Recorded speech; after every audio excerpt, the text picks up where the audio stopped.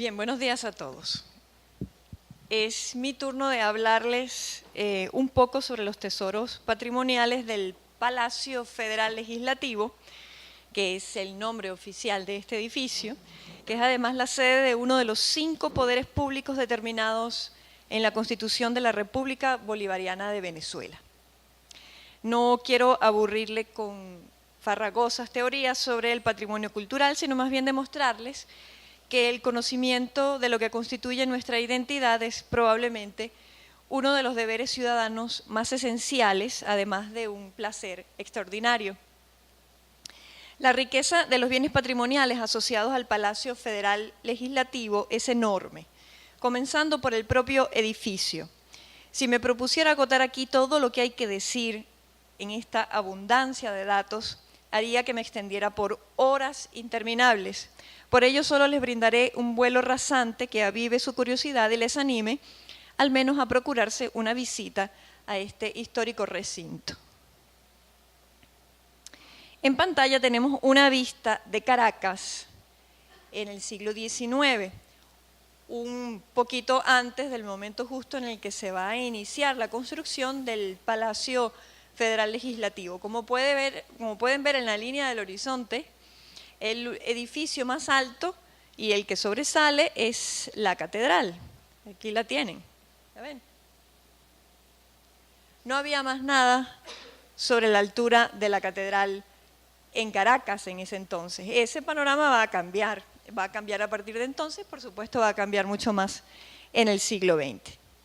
Tenemos aquí una vista del centro de Caracas, en el cual pueden ver ustedes la Plaza Bolívar, y aquí tienen el edificio del Palacio Federal Legislativo.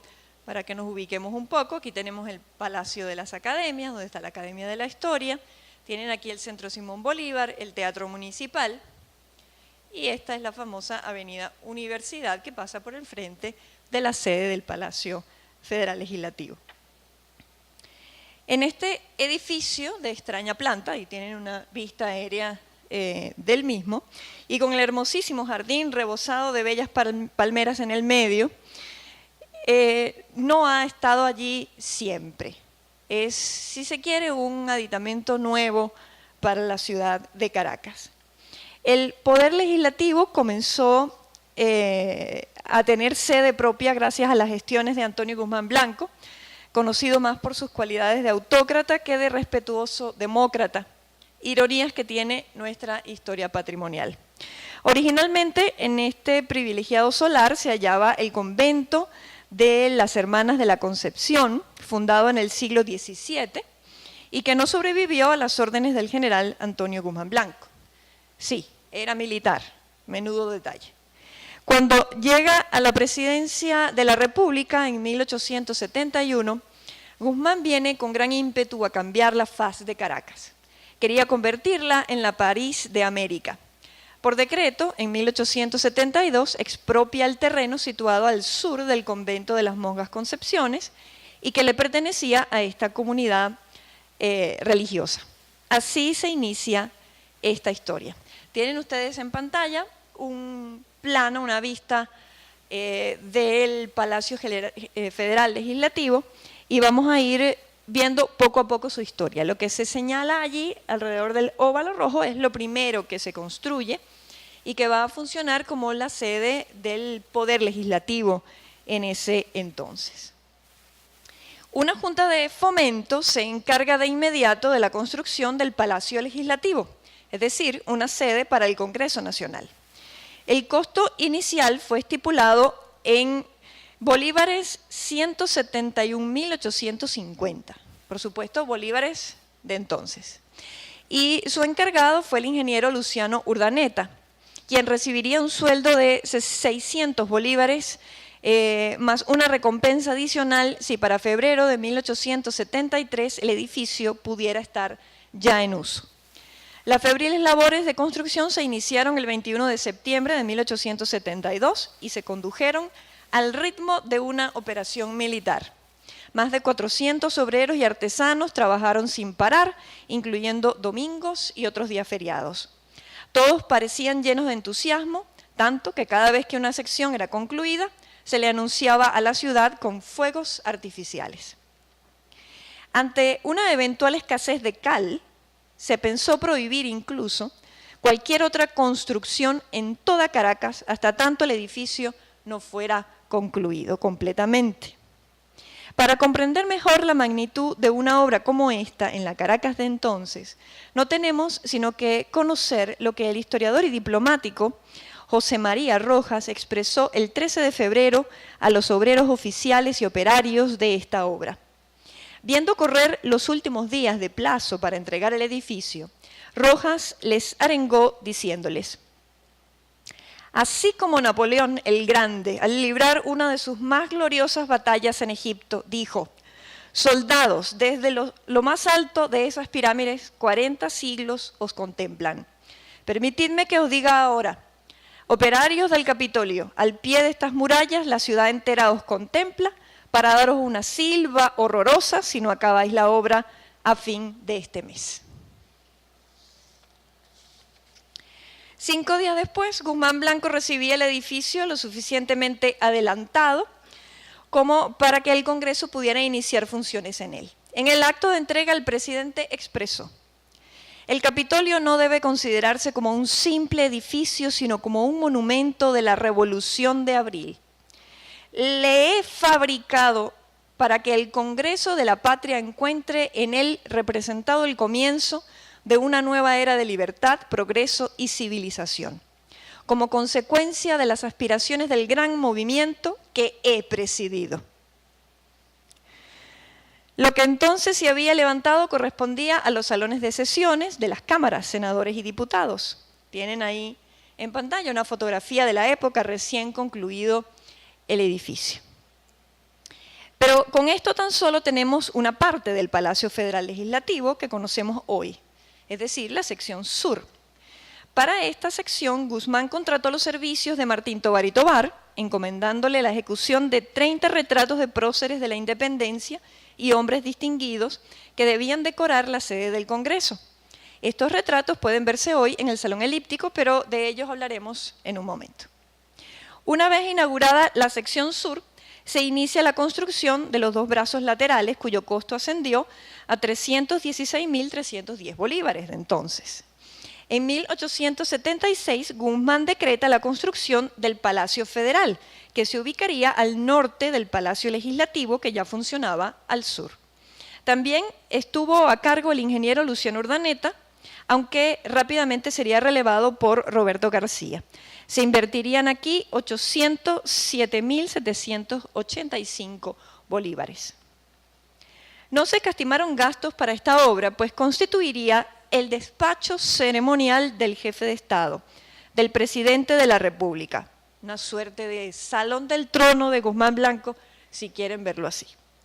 Para el piso de marquetería, por ejemplo, se emplearon más de 50 tipos de maderas preciosas y estuvieron a cargo los exquisitos artesanos españoles. El mobiliario para los salones de este edificio tuvo un costo de 50.000 bolívares y fue traído enteramente desde Europa. El tiempo apremiaba y el Palacio Federal se entrega a Guzmán Blanco a las 11 de la noche el 20 de febrero de 1877, faltando solo una hora para que finalizara su periodo de gobierno conocido como el septenio. Los trabajos en el edificio no concluirán, sin embargo, hasta 1892, siendo supervisados muy de cerca por el propio Guzmán hasta 1889. Tenemos ya con esto el edificio completo, lo que ustedes ven en pantalla y lo que conocemos hoy. Sección norte, sede del Poder Ejecutivo, y sección sur, sede del Poder Legislativo. A partir de 1911, cuando el general Juan Vicente Gómez adquiera el Palacio de Miraflores para servir de sede oficial del Poder Ejecutivo, el edificio del centro de Caracas terminará convirtiéndose por entero en la sede del Congreso Nacional. Conviene ahora una revisión del resto de los bienes patrimoniales que alberga este hermoso inmueble. En 1884, de nuevo como presidente de la República, sí, otra vez, Guzmán Blanco contrata a Martín Tovar y Tovar para la ejecución de una serie de pinturas de gran formato, la mayoría de tema épico, para la decoración del Palacio Federal, es decir, la sede del Ejecutivo. El encargo contemplaba lienzos de las batallas de Carabobo, Boyacá, Junín, Ayacucho, el convenio de Coche que puso fin a la Guerra Federal y una alegoría de la paz y el progreso. El monto total de este encargo fue de 400.000 bolívares. El monto total, para que se hagan una idea, calculado según el valor de la plata de ley en la que eran elaboradas las monedas de un bolívar de ese entonces, se acercarían hoy a la cifra de 996.842 dólares. Concentremos nuestra atención por un momento en la famosa Batalla de Carabobo, que se ubica en el plafón bajo la cúpula del también célebre Salón Elíptico. Fue concebida por Tovar y Tovar y expresamente para cubrir ese espacio, y para ello solicitó además el levantamiento de planos especiales de la cúpula al ingeniero Félix Martínez Espino. Con ello, el pintor dispondría de las medidas y formas exactas del espacio. Quien, no contento con estos planos, se dio a la tarea de elaborar una pequeña maqueta de la cúpula al mejor estilo de los pintores barrocos del siglo XVII. Esta maqueta estuvo por mucho tiempo en la colección de Carlos Zuluaga, en su residencia en El Paraíso, pero fue destruida por un voraz incendio que acabó con toda la casa. Una vez hecho el encargo, Tovar y Tovar viajó a París y es allí donde realizará esta enorme obra de 26 metros por 13 metros. ¿Por qué París? Porque allí tendría el apoyo técnico necesario para llevar a feliz término una obra tan compleja. El 27 de diciembre de 1887, poco más de 3 años después de oficializarse el encargo, se anuncia en Caracas que ha llegado a La Guaira el vapor francés que trae consigo el lienzo de la batalla de Carabobo, al maestro Tovar y Tovar y al conjunto de técnicos franceses que le ayudarán a colocar la tela en el plafón de la cúpula del Salón Elíptico. El 28 de octubre de 1888, día del onomástico del Libertador, se inaugura el Salón Elíptico con la batalla de Carabobo. Esta obra tiene sin duda mérito artístico inigualable en la historia del arte de nuestro país. No es un solo lienzo, sino muchos invisiblemente liados entre sí, adosados a una sobrecúpula de madera, cubierta a su vez por otra del mismo material, para luego ser rematada por la cúpula de bronce que vemos todos como símbolo del edificio. Ninguna reproducción hace honor a la batalla de Carabobo. Nada que yo pueda mostrarles aquí le hará justicia a una de las obras más singulares de la historia del arte, no solo en nuestro país, sino del continente. La batalla de Carabobo no puede observarse de frente, hay que mirar hacia arriba y girar sobre nuestro propio eje mientras lo hacemos. En esta tarea de espectadores, Tovar y Tovar nos hace partícipes de las acciones, pero solo como testigos de la máxima épica de nuestros libertadores. Mientras todo sucede arriba, en el Empirio, antes reservado solo a los más espectaculares milagros de los santos y las divinas personas. En el Salón Elíptico, llamado así por la forma elíptica de su cúpula, es el espacio artístico más importante de la historia del arte venezolano. Es, sin más, nuestra Capilla Sixtina, dividido a su vez en los salones amarillo, azul y rojo, haciendo alusión a nuestra bandera.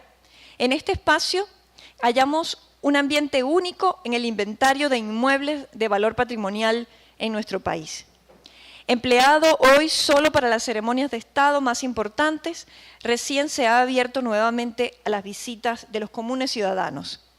En él se despliega un colorido panegírico a la gesta militar libertadora, a la fuerza de las armas y a la gran personalidad de Simón Bolívar.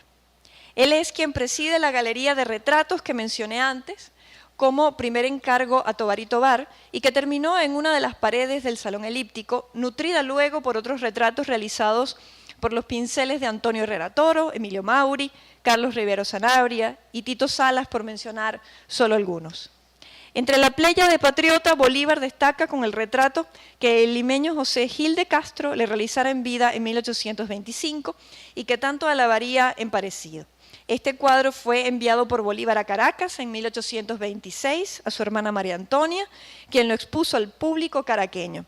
En 1877 el cuadro es legado por la familia Bolívar al Estado venezolano para ser colocado en sitio de honor en el Salón Elíptico donde se encuentra hoy día. Al pie de este célebre retrato hallamos el arca que contiene el único original preservado del Acta de la Declaración de Independencia de Venezuela. Se encuentra rematado con un pequeño busto del Libertador y fue encargado en 1811 por el general Gómez para resguardar el recién descubierto documento fundacional. Únicamente es abierta el arca el 5 de julio de cada año en un acto protocolar, dejando expuesto al público el libro de actas del Congreso de 1811. En este mismo recinto pueden observarse otras obras muy famosas de Martín Tovar y Tovar, pero quizá la más emblemática después de la batalla de Carabobo sea el lienzo de la firma del Acta de Independencia, realizada en 1883 como encargo de Guzmán Blanco, para ser ubicada en la Cámara del Senado, que funcionaba entonces en la Capilla Santa Rosa del Consejo Municipal de Caracas. Es la obra de ingreso más reciente al Salón Elíptico, pues llega a él a través de un canje que se realiza en 1976 por la obra de Juan Lovera, que representa la misma escena. Es uno de los pocos destellos de acción civil en el inventario de bienes patrimoniales de este recinto. Pero el Palacio Federal Legislativo, es decir, la sección norte del Palacio Federal, no es solo el Salón Elíptico. También destacan el llamado Salón del Tríptico, encargo del presidente de Venezuela en 1911, general Juan Vicente Gómez, para los actos conmemorativos del primer centenario de la Declaración de Independencia de Venezuela. La pieza describe 3 escenas del tema bolivariano, de izquierda a derecha, el juramento en el Monte Sacro, el paso de los Andes y la muerte del Libertador. Por otro lado, tenemos el Salón de los Escudos, decorado entre 1952 y 1954 por Pedro Centeno Vallenilla, inspirado en Silva a la agricultura de la zona tórrida de Andrés Bello. Este mural despliega una alegoría que no solo exalta las características naturales y tropicales de Venezuela, sino que se convierte en un discurso simbólico de la identidad nacional, basado en el elemento militar esencialmente. Lógica interpretación si añadimos que fue un encargo del entonces presidente, general Marcos Pérez Jiménez.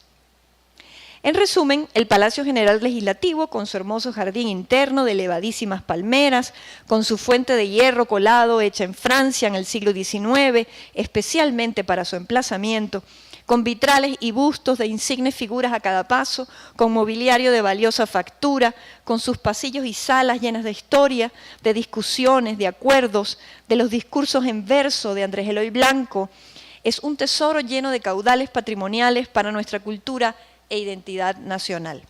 Su conocimiento y estudio es un deber ineludible para todos, porque fue concebido por militares, engalanado con la gesta de los militares, pero es hoy la sede de la institución civil por excelencia, el Parlamento. No se trata de destruir lo que está, lo que artística y culturalmente es tremendamente valioso, y construir sobre sus ruinas una identidad civil. Se trata de exorcizar definitivamente y de una vez por todas la presencia militar en la República, comprenderla en su historia e interpretarla a la luz de valores ciudadanos civiles y republicanos modernos. Se trata, finalmente, de poder apreciar con justicia que los valores culturales vinculados a los valores estéticos y artísticos no tienen por qué permanecer estáticos en el tiempo, que podemos ser una república civil con ciudadanos empoderados en los más sólidos principios republicanos y apreciar abiertamente la destreza artística de Tovar y Tovar. Pero esto solo será posible cuando no pasen desapercibidos en el Salón Elíptico los retratos de prohombres como el doctor Cristóbal Mendoza, José María Vargas, Diego Bautista Urbaneja, Miguel José Sanz, Juan Germán Rocio, Miguel Peña, y la única mujer que con su efigie en este programa iconográfico está presente en el Salón Elíptico, Luisa Cáceres de Arizmendi. Nuestros bienes patrimoniales tienen sentido solo si los conocemos, si estos se comunican con nosotros, si tienen un lugar en nuestra identidad y más aún en nuestros afectos. Lo mismo vale para el país y sus instituciones.